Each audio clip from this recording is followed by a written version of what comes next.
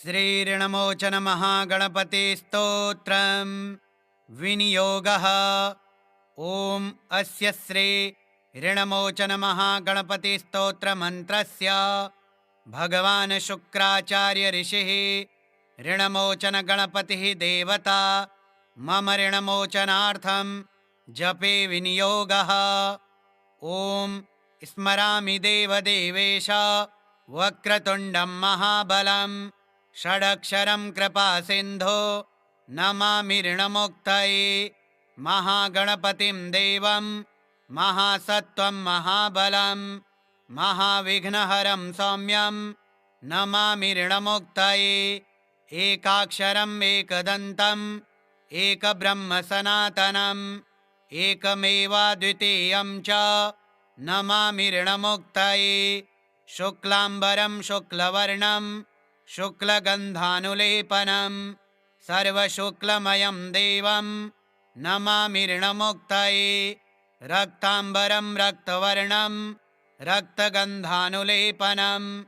रक्तपुष्पपूज्यमानं नमामि ऋणमुक्तये कृष्णाम्बरं कृष्णवर्णं कृष्णगन्धानुलेपनं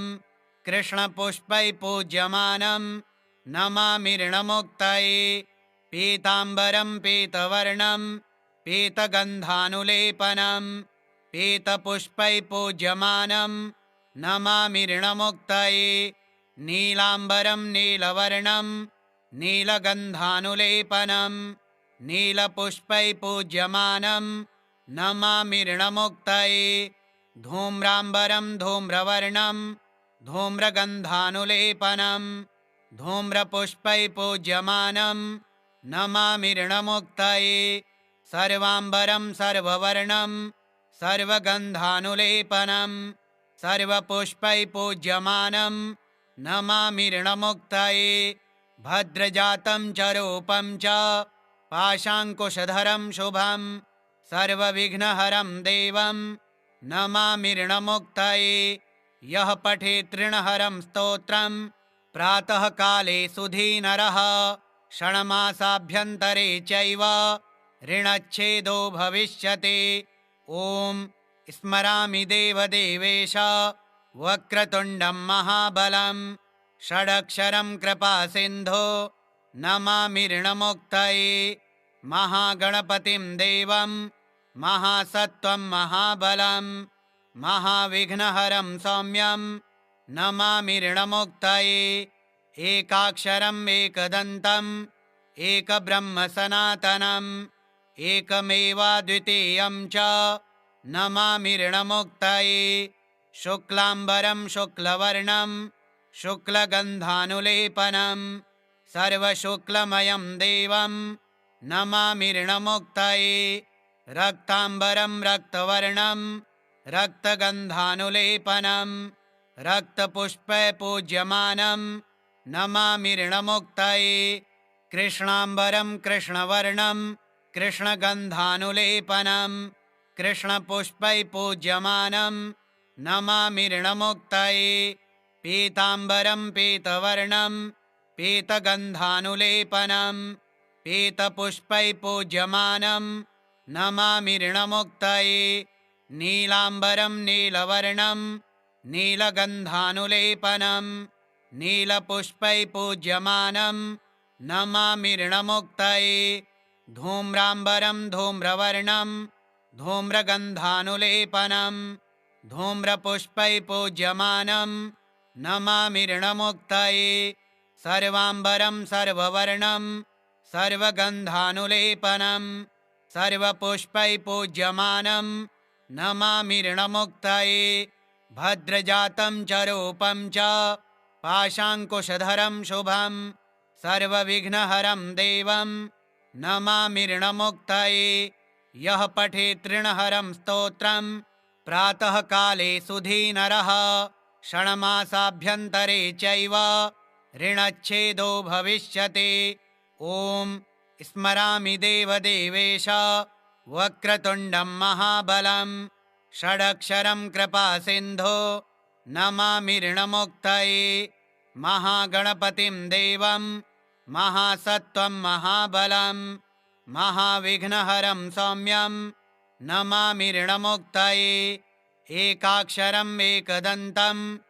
एकब्रह्म सनातनम् एकमेवाद्वितीयं च नमामि ऋणमुक्तये शुक्लाम्बरं शुक्लवर्णं शुक्लगन्धानुलेपनं सर्वशुक्लमयं देवं नमामि ऋणमुक्तये रक्ताम्बरं रक्तवर्णं रक्तगन्धानुलेपनं रक्तपुष्पैपूज्यमानं नमामि ऋणमुक्तये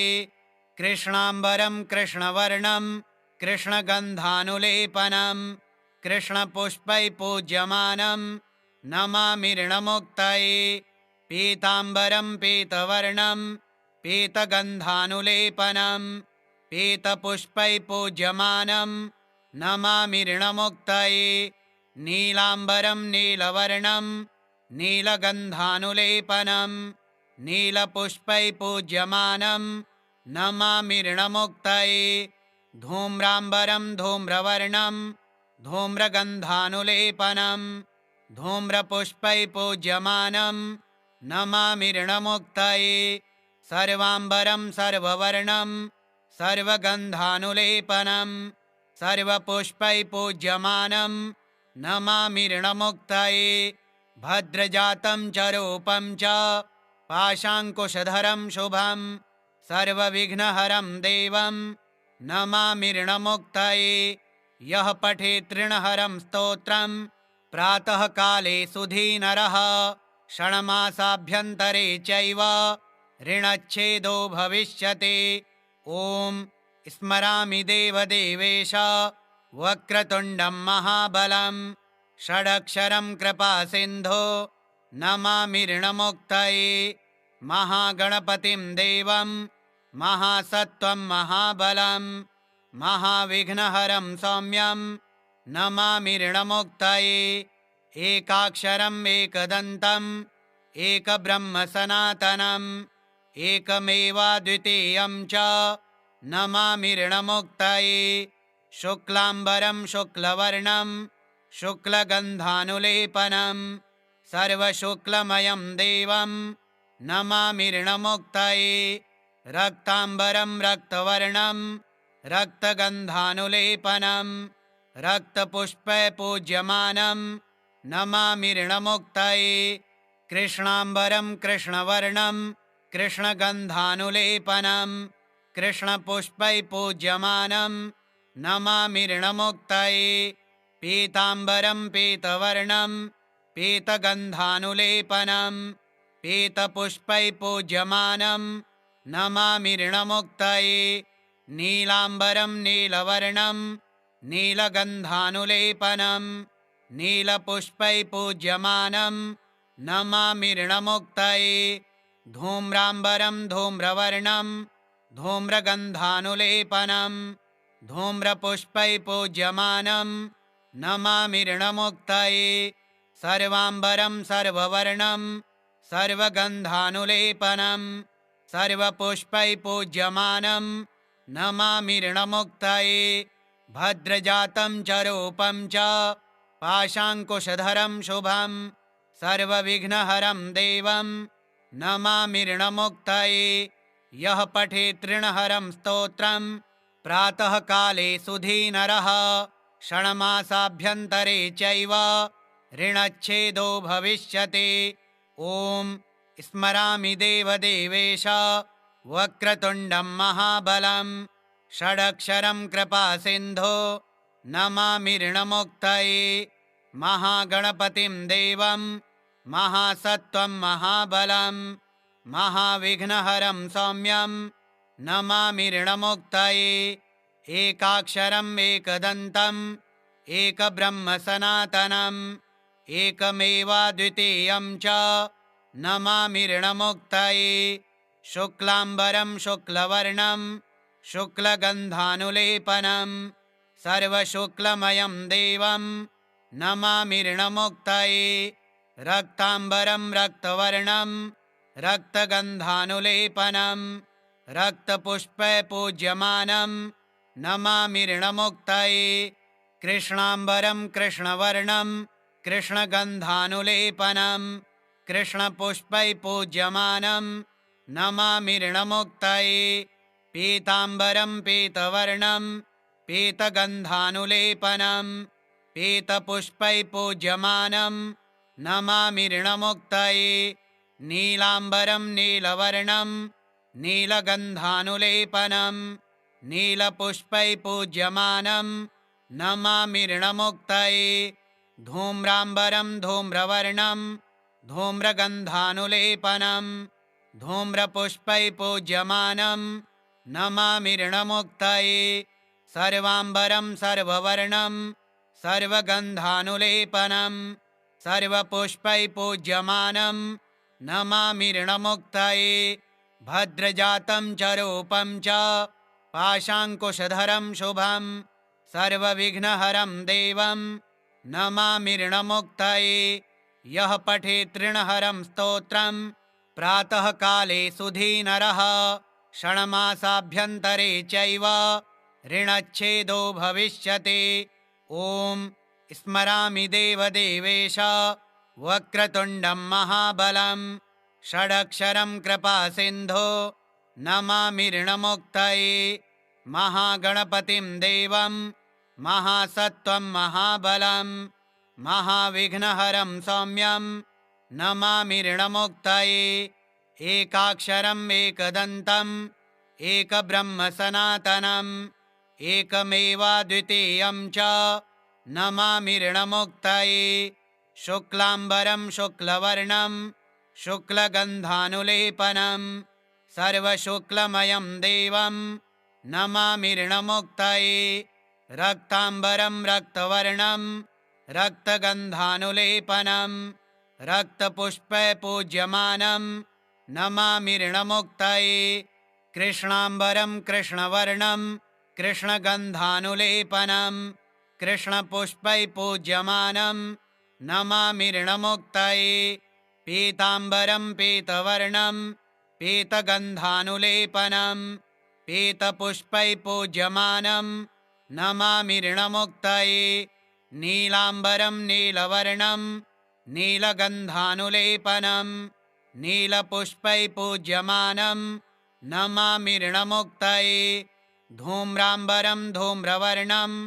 धूम्रगन्धानुलेपनं धूम्रपुष्पै पूज्यमानं नमामि ऋणमुक्तये सर्वाम्बरं सर्ववर्णं सर्वगन्धानुलेपनं सर्वपुष्पै पूज्यमानं नमामि ऋणमुक्तये भद्रजातं च रूपं च पाशाङ्कुशधरं शुभं सर्वविघ्नहरं देवं नमामि ऋणमुक्तये यः पठेत् ऋणहरं स्तोत्रं प्रातःकाले सुधीनरः षण्मासाभ्यन्तरे चैव ऋणच्छेदो भविष्यति। ॐ स्मरामि देवदेवेश वक्रतुण्डं महाबलं षडक्षरं कृपासिन्धो नमामि ऋणमुक्तये महागणपतिं देवं महासत्त्वं महाबलं महाविघ्नहरं सौम्यं नमामि ऋणमुक्तये एकाक्षरम् एकदन्तम् एकब्रह्म सनातनम् एकमेवाद्वितीयं च नमामि ऋणमुक्तये शुक्लाम्बरं शुक्लवर्णं शुक्लगन्धानुलेपनं सर्वशुक्लमयं देवं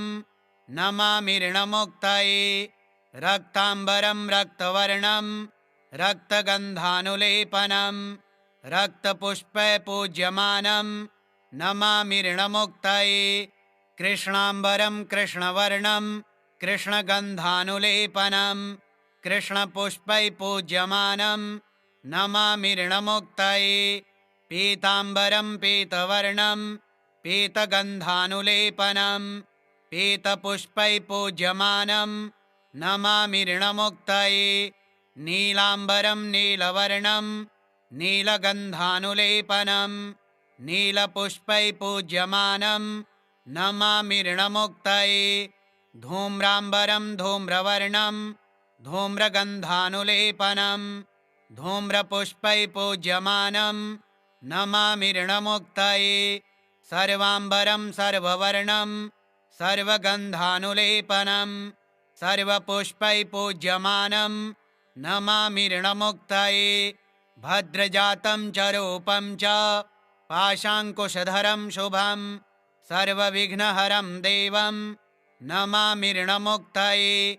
यः पठेत् ऋणहरं स्तोत्रं प्रातःकाले सुधीनरः षण्मासाभ्यन्तरे चैव ऋणच्छेदो भविष्यति। ॐ स्मरामि देवदेवेश वक्रतुण्डं महाबलं षडक्षरं कृपासिन्धो नमामि ऋणमुक्तये महागणपतिं देवं महासत्त्वं महाबलं महाविघ्नहरं सौम्यं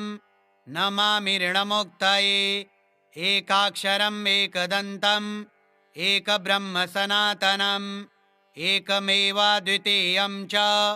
नमामि ऋणमुक्तये शुक्लाम्बरं शुक्लवर्णं शुक्लगन्धानुलेपनं सर्वशुक्लमयं देवं नमामि ऋणमुक्तये रक्ताम्बरं रक्तवर्णं रक्तगन्धानुलेपनं रक्तपुष्पैपूज्यमानं नमामि ऋणमुक्तये कृष्णाम्बरं कृष्णवर्णं कृष्णगन्धानुलेपनं कृष्णपुष्पैपूज्यमानं नमामि ऋणमुक्तये पीताम्बरं पीतवर्णं पीतगन्धानुलेपनं पीतपुष्पैपूज्यमानं नमामि ऋणमुक्तये नीलाम्बरं नीलवर्णं नीलगन्धानुलेपनं नीलपुष्पैपूज्यमानं नमामि ऋणमुक्तये धूम्राम्बरं धूम्रवर्णं धूम्रगन्धानुलेपनं धूम्रपुष्पैपूज्यमानं नमामि ऋणमुक्तये सर्वाम्बरं सर्ववर्णं सर्वगन्धानुलेपनं सर्वपुष्पैपूज्यमानं नमामि ऋणमुक्तये भद्रजातं च रूपं च पाशाङ्कुशधरं शुभं सर्वविघ्नहरं देवं नमामि ऋणमुक्तये यः पठेत् ऋणहरं स्तोत्रं प्रातःकाले सुधीनरः षण्मासाभ्यन्तरे चैव ऋणच्छेदो भविष्यति। ॐ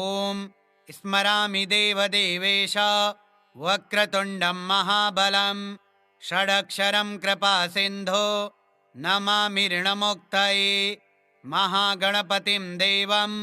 महासत्त्वं महाबलं महाविघ्नहरं सौम्यं नमामि ऋणमुक्तये एकाक्षरम् एकदन्तम् एकब्रह्मसनातनम् एकमेवाद्वितीयं च नमामि ऋणमुक्तये शुक्लाम्बरं शुक्लवर्णं शुक्लगन्धानुलेपनं सर्वशुक्लमयं देवं नमामि ऋणमुक्तये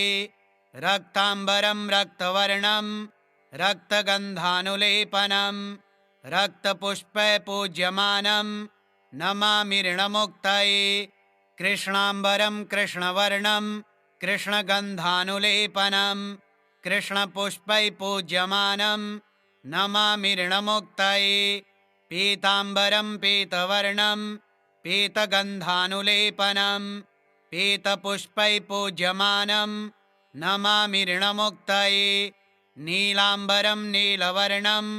नीलगन्धानुलेपनं नीलपुष्पैपूज्यमानं नमामि ऋणमुक्तये धूम्राम्बरं धूम्रवर्णं धूम्रगन्धानुलेपनं धूम्रपुष्पैपूज्यमानं नमामि ऋणमुक्तये सर्वाम्बरं सर्ववर्णं सर्वगन्धानुलेपनं सर्वपुष्पैपूज्यमानं नमामि ऋणमुक्तये भद्रजातं च रूपं च पाशाङ्कुशधरं शुभं सर्वविघ्नहरं देवं नमामि ऋणमुक्तये यः पठेत् ऋणहरं स्तोत्रं प्रातःकाले सुधीनरः षण्मासाभ्यन्तरे चैव ऋणच्छेदो भविष्यति। ॐ स्मरामि देवदेवेश वक्रतुण्डं महाबलं षडक्षरं कृपासिन्धो नमामि ऋणमुक्तये महागणपतिं देवं महासत्त्वं महाबलं महाविघ्नहरं सौम्यं नमामि ऋणमुक्तये एकाक्षरम् एकदन्तम् एकब्रह्म सनातनम् एकमेवाद्वितीयं च नमामि ऋणमुक्तये शुक्लाम्बरं शुक्लवर्णं शुक्लगन्धानुलेपनं सर्वशुक्लमयं देवं नमामि ऋणमुक्तये रक्ताम्बरं रक्तवर्णं रक्तगन्धानुलेपनं रक्तपुष्पैपूज्यमानं नमामि ऋणमुक्तये कृष्णाम्बरं कृष्णवर्णं कृष्णगन्धानुलेपनं कृष्णपुष्पैपूज्यमानं नमामि ऋणमुक्तये पीताम्बरं पीतवर्णं पीतगन्धानुलेपनं पीतपुष्पैपूज्यमानं नमामि ऋणमुक्तये नीलाम्बरं नीलवर्णं नीलगन्धानुलेपनं नीलपुष्पैपूज्यमानं नमामि ऋणमुक्तये धूम्राम्बरं धूम्रवर्णं धूम्रगन्धानुलेपनं धूम्रपुष्पैपूज्यमानं नमामि ऋणमुक्तये सर्वाम्बरं सर्ववर्णं सर्वगन्धानुलेपनं सर्वपुष्पैपूज्यमानं नमामि ऋणमुक्तये भद्रजातं च रूपं च पाशाङ्कुशधरं शुभं सर्वविघ्नहरं देवं नमामि ऋणमुक्तये यः पठेत् ऋणहरं स्तोत्रं प्रातःकाले सुधीनरः षण्मासाभ्यन्तरे चैव ऋणच्छेदो भविष्यति। ॐ स्मरामि देवदेवेश वक्रतुण्डं महाबलं षडक्षरं कृपासिन्धो नमामि ऋणमुक्तये महागणपतिं देवं महासत्त्वं महाबलं महाविघ्नहरं सौम्यं नमामि ऋणमुक्तये एकाक्षरम् एकदन्तम् एकब्रह्म सनातनम् एकमेवाद्वितीयं च नमामि ऋणमुक्तये शुक्लाम्बरं शुक्लवर्णं शुक्लगन्धानुलेपनं सर्वशुक्लमयं देवं नमामि ऋणमुक्तये रक्ताम्बरं रक्तवर्णं रक्तगन्धानुलेपनं रक्तपुष्पैपूज्यमानं नमामि ऋणमुक्तये कृष्णाम्बरं कृष्णवर्णं कृष्णगन्धानुलेपनं कृष्णपुष्पैपूज्यमानं नमामि ऋणमुक्तये पीताम्बरं पीतवर्णं पीतगन्धानुलेपनं पीतपुष्पैपूज्यमानं नमामि ऋणमुक्तये नीलाम्बरं नीलवर्णं नीलगन्धानुलेपनं नीलपुष्पैपूज्यमानं नमामि ऋणमुक्तये धूम्राम्बरं धूम्रवर्णं धूम्रगन्धानुलेपनं धूम्रपुष्पैपूज्यमानं नमामि ऋणमुक्तये सर्वाम्बरं सर्ववर्णं सर्वगन्धानुलेपनं सर्वपुष्पैपूज्यमानं नमामि ऋणमुक्तये भद्रजातं च रूपं च पाशाङ्कुशधरं शुभं सर्वविघ्नहरं देवं नमामि ऋणमुक्तये यः पठेत् ऋणहरं स्तोत्रं प्रातःकाले सुधीनरः षण्मासाभ्यन्तरे चैव ऋणच्छेदो भविष्यति। ॐ स्मरामि देवदेवेश वक्रतुण्डं महाबलं षडक्षरं कृपासिन्धो नमामि ऋणमुक्तये महागणपतिं देवं महासत्त्वं महाबलं महाविघ्नहरं सौम्यं नमामि ऋणमुक्तये एकाक्षरम् एकदन्तम् एकब्रह्म सनातनम् एकमेवाद्वितीयं च नमामि ऋणमुक्तये शुक्लाम्बरं शुक्लवर्णं शुक्लगन्धानुलेपनं सर्वशुक्लमयं देवं नमामि ऋणमुक्तये रक्ताम्बरं रक्तवर्णं रक्तगन्धानुलेपनं रक्तपुष्पै पूज्यमानं नमामि ऋणमुक्तये कृष्णाम्बरं कृष्णवर्णं कृष्णगन्धानुलेपनं कृष्णपुष्पै पूज्यमानं नमामि ऋणमुक्तये पीताम्बरं पीतवर्णं पीतगन्धानुलेपनं पीतपुष्पै पूज्यमानं नमामि ऋणमुक्तये नीलाम्बरं नीलवर्णं नीलगन्धानुलेपनं नीलपुष्पै पूज्यमानं नमामि ऋणमुक्तये धूम्राम्बरं धूम्रवर्णं धूम्रगन्धानुलेपनं धूम्रपुष्पै पूज्यमानं नमामि ऋणमुक्तये सर्वाम्बरं सर्ववर्णं सर्वगन्धानुलेपनं सर्वपुष्पै पूज्यमानं नमामि ऋणमुक्तये भद्रजातं च रूपं च पाशाङ्कुशधरं शुभं सर्वविघ्नहरं देवं नमामि ऋणमुक्तये यः पठेत् ऋणहरं स्तोत्रं प्रातःकाले सुधीनरः षण्मासाभ्यन्तरे चैव ऋणच्छेदो भविष्यति। ॐ स्मरामि देवदेवेश वक्रतुण्डं महाबलं षडक्षरं कृपासिन्धो नमामि ऋणमुक्तये महागणपतिं देवं महासत्त्वं महाबलं महाविघ्नहरं सौम्यं नमामि ऋणमुक्तये एकाक्षरम् एकदन्तम् एकब्रह्म सनातनम् एकमेवाद्वितीयं च नमामि ऋणमुक्तये शुक्लाम्बरं शुक्लवर्णं शुक्लगन्धानुलेपनं सर्वशुक्लमयं देवं नमामि ऋणमुक्तये रक्ताम्बरं रक्तवर्णं रक्तगन्धानुलेपनं रक्तपुष्पै पूज्यमानं नमामि ऋणमुक्तये कृष्णाम्बरं कृष्णवर्णं कृष्णगन्धानुलेपनं कृष्णपुष्पै पूज्यमानं नमामि ऋणमुक्तये पीताम्बरं पीतवर्णं पीतगन्धानुलेपनं पीतपुष्पै पूज्यमानं नमामि ऋणमुक्तये नीलाम्बरं नीलवर्णं नीलगन्धानुलेपनं नीलपुष्पै पूज्यमानं नमामि ऋणमुक्तये धूम्राम्बरं धूम्रवर्णं धूम्रगन्धानुलेपनं धूम्रपुष्पै पूज्यमानं नमामि ऋणमुक्तये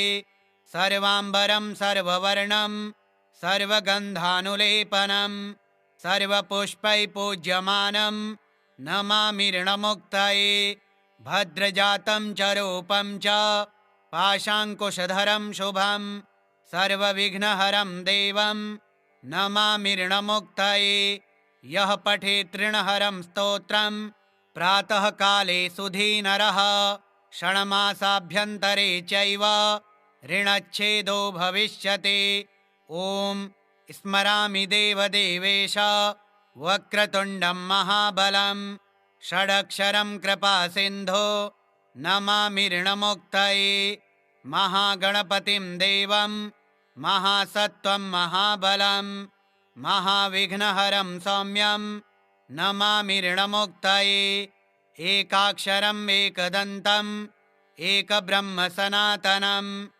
एकमेवाद्वितीयं च नमामि ऋणमुक्तये शुक्लाम्बरं शुक्लवर्णं शुक्लगन्धानुलेपनं सर्वशुक्लमयं देवं नमामि ऋणमुक्तये रक्ताम्बरं रक्तवर्णं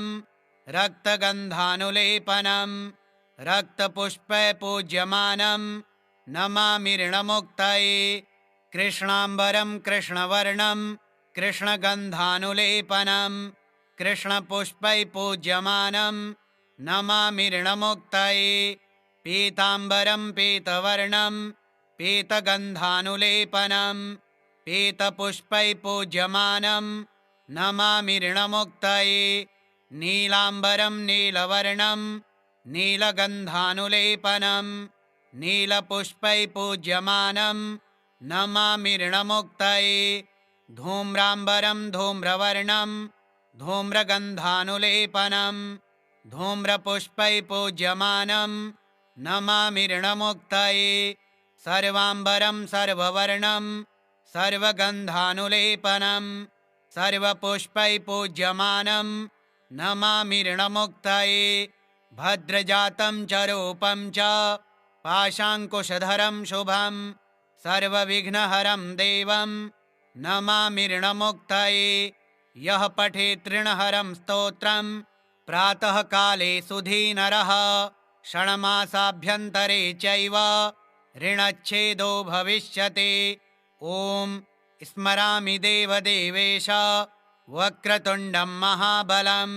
षडक्षरं कृपासिन्धो नमामि ऋणमुक्तये महागणपतिं देवं महासत्त्वं महाबलं महाविघ्नहरं सौम्यं नमामि ऋणमुक्तये एकाक्षरम् एकदन्तम् एकब्रह्म सनातनम् एकमेवाद्वितीयं च नमामि ऋणमुक्तये शुक्लाम्बरं शुक्लवर्णं शुक्लगन्धानुलेपनं सर्वशुक्लमयं देवं नमामि ऋणमुक्तये रक्ताम्बरं रक्तवर्णं रक्तगन्धानुलेपनं रक्तपुष्पपूज्यमानं नमामि ऋणमुक्तये कृष्णाम्बरं कृष्णवर्णं कृष्णगन्धानुलेपनं कृष्णपुष्पैपूज्यमानं नमामि ऋणमुक्तये पीताम्बरं पीतवर्णं पीतगन्धानुलेपनं पीतपुष्पैपूज्यमानं नमामि ऋणमुक्तये नीलाम्बरं नीलवर्णं नीलगन्धानुलेपनं नीलपुष्पैपूज्यमानं नमामि ऋणमुक्तये धूम्राम्बरं धूम्रवर्णं धूम्रगन्धानुलेपनं धूम्रपुष्पैपूज्यमानं नमामि ऋणमुक्तये सर्वाम्बरं सर्ववर्णं सर्वगन्धानुलेपनं सर्वपुष्पैपूज्यमानं नमामि ऋणमुक्तये भद्रजातं च रूपं च पाशाङ्कुशधरं शुभं सर्वविघ्नहरं देवं नमामि ऋणमुक्तये यः पठेत् ऋणहरं स्तोत्रं प्रातःकाले सुधीनरः षण्मासाभ्यन्तरे चैव ऋणच्छेदो भविष्यति। ॐ स्मरामि देवदेवेश वक्रतुण्डं महाबलं षडक्षरं कृपासिन्धो नमामि ऋणमुक्तये महागणपतिं देवं महासत्त्वं महाबलं महाविघ्नहरं सौम्यं नमामि ऋणमुक्तये एकाक्षरम् एकदन्तम् एकब्रह्म सनातनम् एकमेवाद्वितीयं च नमामि ऋणमुक्तये शुक्लाम्बरं शुक्लवर्णं शुक्लगन्धानुलेपनं सर्वशुक्लमयं देवं नमामि ऋणमुक्तये रक्ताम्बरं रक्तवर्णं रक्तगन्धानुलेपनं रक्तपुष्पपूज्यमानं नमामि ऋणमुक्तये कृष्णाम्बरं कृष्णवर्णं कृष्णगन्धानुलेपनं कृष्णपुष्पैपूज्यमानं नमामि ऋणमुक्तये पीताम्बरं पीतवर्णं पीतगन्धानुलेपनं पीतपुष्पैपूज्यमानं नमामि ऋणमुक्तये नीलाम्बरं नीलवर्णं नीलगन्धानुलेपनं नीलपुष्पैपूज्यमानं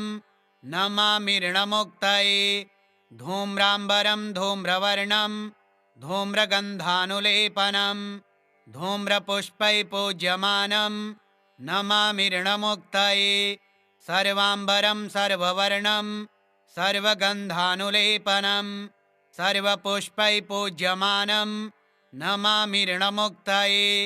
भद्रजातं च रूपं च पाशाङ्कुशधरं शुभं सर्वविघ्नहरं देवं नमामि ऋणमुक्तये यः पठेत् ऋणहरं स्तोत्रं प्रातःकाले सुधीनरः षण्मासाभ्यन्तरे चैव ऋणच्छेदो भविष्यति। ॐ स्मरामि देवदेवेश वक्रतुण्डं महाबलं षडक्षरं कृपासिन्धो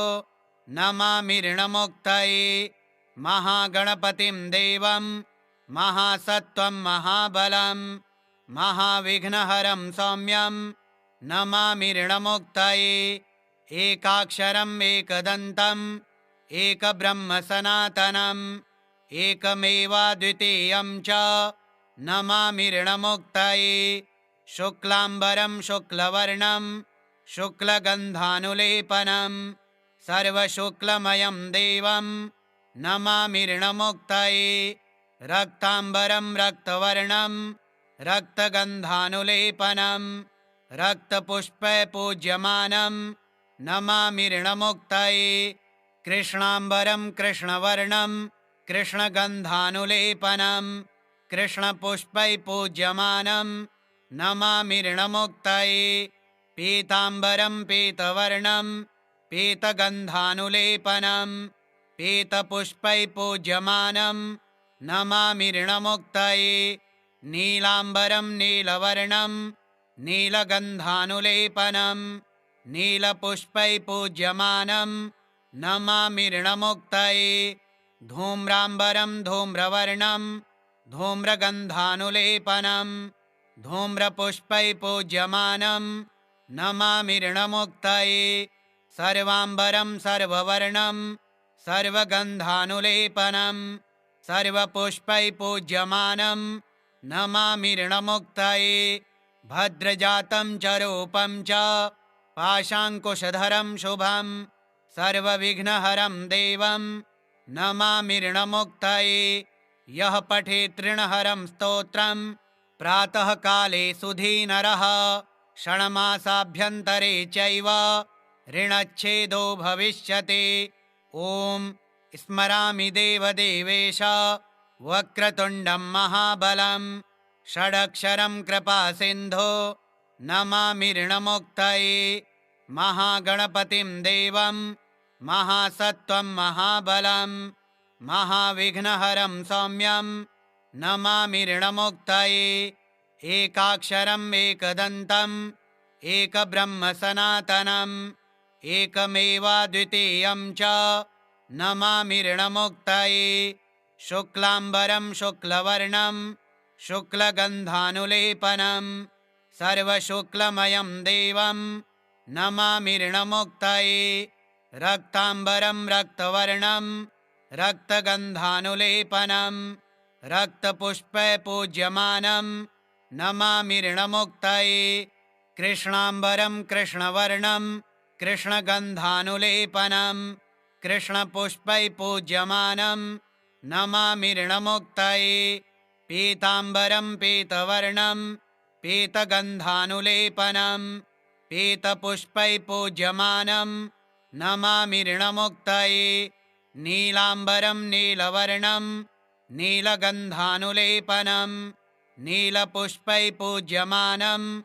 नमामि ऋणमुक्तये धूम्राम्बरं धूम्रवर्णं धूम्रगन्धानुलेपनं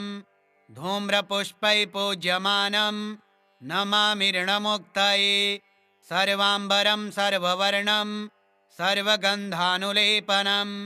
सर्वपुष्पैपूज्यमानं नमामि ऋणमुक्तये भद्रजातं च रूपं च पाशाङ्कुशधरं शुभं सर्वविघ्नहरं देवं नमामि ऋणमुक्तये यः पठेत् ऋणहरं स्तोत्रं प्रातःकाले सुधीनरः षण्मासाभ्यन्तरे चैव ऋणच्छेदो भविष्यति। ॐ स्मरामि देवदेवेश वक्रतुण्डं महाबलं षडक्षरं कृपासिन्धो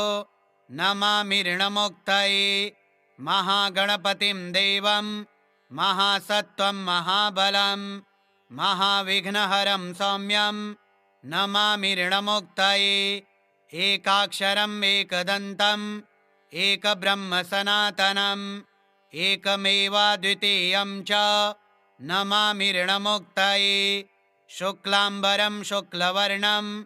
शुक्लगन्धानुलेपनं सर्वशुक्लमयं देवं नमामि ऋणमुक्तये रक्ताम्बरं रक्तवर्णं रक्तगन्धानुलेपनं रक्तपुष्पैपूज्यमानं नमामि ऋणमुक्तये कृष्णाम्बरं कृष्णवर्णं कृष्णगन्धानुलेपनं कृष्णपुष्पैपूज्यमानं नमामि ऋणमुक्तये पीताम्बरं पीतवर्णं पीतगन्धानुलेपनं पीतपुष्पैपूज्यमानं नमामि ऋणमुक्तये नीलाम्बरं नीलवर्णं नीलगन्धानुलेपनं नीलपुष्पैपूज्यमानं नमामि ऋणमुक्तये धूम्राम्बरं धूम्रवर्णं धूम्रगन्धानुलेपनं धूम्रपुष्पैपूज्यमानं नमामि ऋणमुक्तये सर्वाम्बरं सर्ववर्णं सर्वगन्धानुलेपनं सर्वपुष्पैपूज्यमानं नमामि ऋणमुक्तये भद्रजातं च रूपं च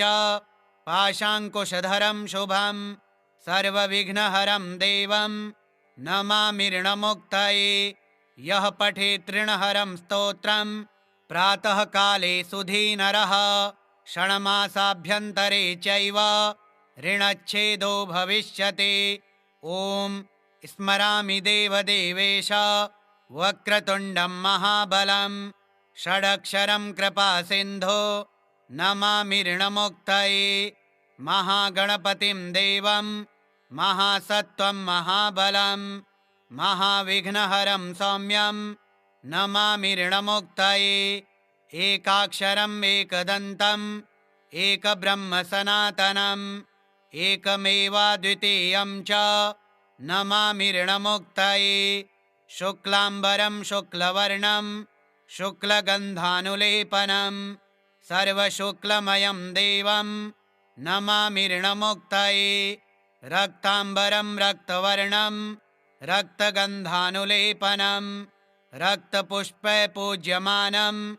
नमामि ऋणमुक्तये कृष्णाम्बरं कृष्णवर्णं कृष्णगन्धानुलेपनं कृष्णपुष्पैपूज्यमानं नमामि ऋणमुक्तये पीताम्बरं पीतवर्णं पीतगन्धानुलेपनं पीतपुष्पैपूज्यमानं नमामि ऋणमुक्तये नीलाम्बरं नीलवर्णं नीलगन्धानुलेपनं नीलपुष्पैपूज्यमानं नमामि ऋणमुक्तये धूम्राम्बरं धूम्रवर्णं धूम्रगन्धानुलेपनं धूम्रपुष्पैपूज्यमानं नमामि ऋणमुक्तये सर्वाम्बरं सर्ववर्णं सर्वगन्धानुलेपनं सर्वपुष्पैपूज्यमानं नमामि ऋणमुक्तये भद्रजातं च रूपं च पाशाङ्कुशधरं शुभं सर्वविघ्नहरं देवं नमामि ऋणमुक्तये यः पठेत् ऋणहरं स्तोत्रं प्रातःकाले सुधीनरः षण्मासाभ्यन्तरे चैव ऋणच्छेदो भविष्यति। ॐ स्मरामि देवदेवेश वक्रतुण्डं महाबलं षडक्षरं कृपासिन्धो नमामि ऋणमुक्तये महागणपतिं देवं महासत्त्वं महाबलं महाविघ्नहरं सौम्यं नमामि ऋणमुक्तये एकाक्षरम् एकदन्तम् एकब्रह्मसनातनम् एकमेवाद्वितीयं च नमामि ऋणमुक्तये शुक्लाम्बरं शुक्लवर्णं शुक्लगन्धानुलेपनं सर्वशुक्लमयं देवं नमामि ऋणमुक्तये रक्ताम्बरं रक्तवर्णं रक्तगन्धानुलेपनं रक्तपुष्पैपूज्यमानं नमामि ऋणमुक्तये कृष्णाम्बरं कृष्णवर्णं कृष्णगन्धानुलेपनं कृष्णपुष्पैपूज्यमानं नमामि ऋणमुक्तये पीताम्बरं पीतवर्णं पीतगन्धानुलेपनं पीतपुष्पैपूज्यमानं नमामि ऋणमुक्तये नीलाम्बरं नीलवर्णं नीलगन्धानुलेपनं नीलपुष्पैः पूज्यमानं नमामि ऋणमुक्तये धूम्राम्बरं धूम्रवर्णं धूम्रगन्धानुलेपनं धूम्रपुष्पैः पूज्यमानं नमामि ऋणमुक्तये सर्वाम्बरं सर्ववर्णं सर्वगन्धानुलेपनं सर्वपुष्पैः पूज्यमानं नमामि ऋणमुक्तये भद्रजातं च रूपं च पाशाङ्कुशधरं शुभं सर्वविघ्नहरं देवं नमामि ऋणमुक्तये यः पठेत् ऋणहरं स्तोत्रं प्रातःकाले सुधीनरः षण्मासाभ्यन्तरे चैव ऋणच्छेदो भविष्यति। श्रीऋणमोचनमहागणपतिस्तोत्रं श्रीगणेशार्पणमस्तु। ॐ गं गणपतये नमः।